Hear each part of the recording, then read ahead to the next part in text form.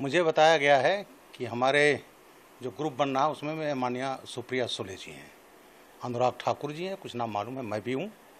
और हम भेजे जा रहे हैं कतर, इजिप्ट, इथियोपिया और साउथ अफ्रीका। ये 4 मुल्क हैं।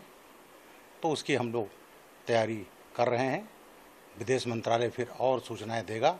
अभी तक हम लोगों से पासपोर्ट वगैरह मांग लिया गया है, उसकी प्रोसेसिंग हो रही है।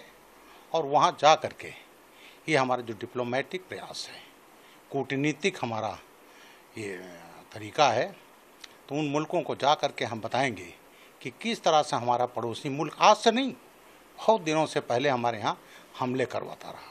कितने बड़े बड़े हमले हों, चाहे एयरबेस को हो, पहलगाम हमला हो, उसके पहले अयोध्या जी पर हमला हो, पार्लियामेंट पर हमला हो, ये सब मुख्यतः जैसे मोहम्मद, लश्कर तोयबा, हाफिज़ सईद, अजहर मसूद और ये जो बड़ी बड़ी घटनाएं हुई और अभी जो हुआ कि धर्म पूछ कर मारा गया, उस पर भारत ने कहा कि हम इसका हम बदला लेंगे।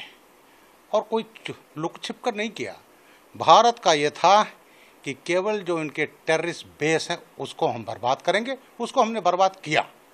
हमने कहीं सिविलियन पर नहीं हमला किया, हमने उनके मिलिट्री इंस्टॉलेशंस पर नहीं किया।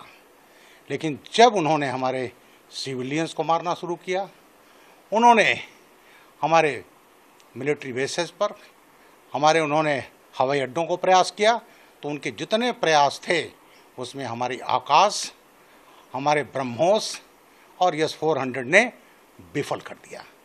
अब वो फर्जी नैरेटिव यहाँ तक कि लंदन के एक अखबार का भी फर्जी बना करके उनके एक मंत्री ने उनके उसमें कहा, देखिए साहब कह रहे हैं पाकिस्तान जीत गया। अपनी जीत की सलामी, अरे वो तो सरमनहत्कत की वार को भी कहते हैं कि उनकी जीत हुई थी। तो ये तमाम मुल्क हमारे साथ हैं। लेकिन ये भी ज़रूरी था कि भारत जो ये डेलीगेशन भेज रहा है और उसमें ऑल पार्टी के लोग शामिल हैं, और वहाँ हम जाएंगे और वहाँ जा कर के पाकिस्तान को एक्सपोज करेंगे। और हम कहेंगे इतने प्रोवोकेशन के बाद भी हमने सिविलियन पॉपुलेशन पर नहीं किया, उनके आतंकी अड्डों पर किया।